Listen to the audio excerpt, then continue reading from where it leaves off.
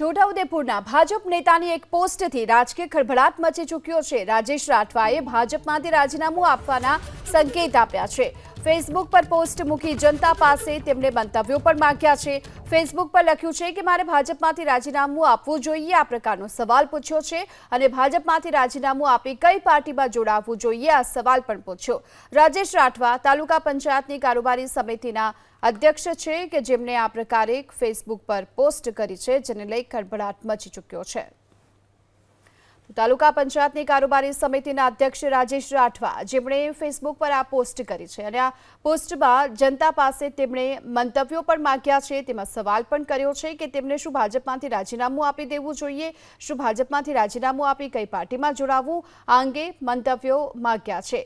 શું મારે ભાજપમાંથી રાજીનામું આપવું જોઈએ અને શું આ રાજીનામું આપી અન્ય કોઈ પાર્ટી સાથે જોડાવવું જોઈએ આ પ્રકારની ફેસબુક પોસ્ટ તેમણે કરી છે તેને લઈ હાલ તો ખળભળાટ મચી ગયો છે।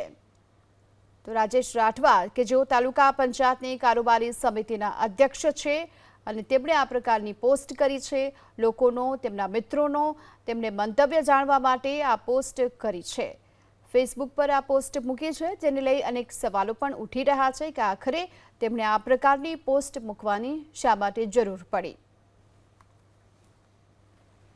છોટાઉદેપુરના ભાજપ નેતાની આ પોસ્ટ ફેસબુકમાં તેમણે જે લખ્યું છે કે તેમને રાજીનામું આપી દેવું જોઈએ ભાજપમાંથી અને પછી કઈ પાર્ટીમાં જોડાવવું જોઈએ આ પ્રકારનો તેમણે સવાલ કર્યો છે, લોકો પાસેથી મંતવ્યો માંગ્યા છે। ત્યારે તાલુકા પંચાયતની કારોબારી સમિતિના અધ્યક્ષ છે રાજેશ રાઠવા જેમણે પોતાના સોશિયલ મીડિયા એકાઉન્ટ ફેસબુક પર આ પ્રકારે એક પોસ્ટ કરી છે અને લોકો પાસેથી તેમણે મંતવ્યો પણ માંગ્યા છે। ત્યારે સંકેત મળી રહ્યા છે કે તેઓ ભાજપમાંથી રાજીનામું આપી શકે છે આ અંગેના સંકેત કરતી આ પોસ્ટ। સંવાદદાતા રેહાન પટેલ અત્યારે આપણી સાથે જોડાઈ ચૂક્યા છે। રેહાન, રાજેશ રાઠવા તાલુકા પંચાયતના કારોબારી સમિતિના અધ્યક્ષ તેમણે આ પ્રકારની પોસ્ટ કરી છે, શા માટે, શું કારણ?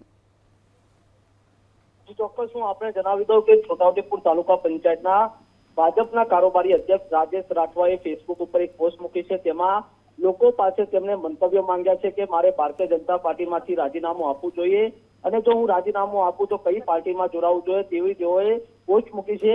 હાલ તો જે તેઓએ રાજકીય માહોલ ગરમાવ્યો છે તેઓની પોસ્ટને લઈને સાથે સાથે અનેક વખત તેઓ ભારતીય જનતા પાર્ટી સામે મેદાને આવ્યા છે।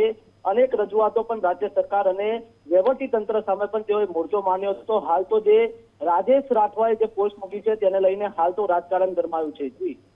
જી આભાર આ માહિતી માટે।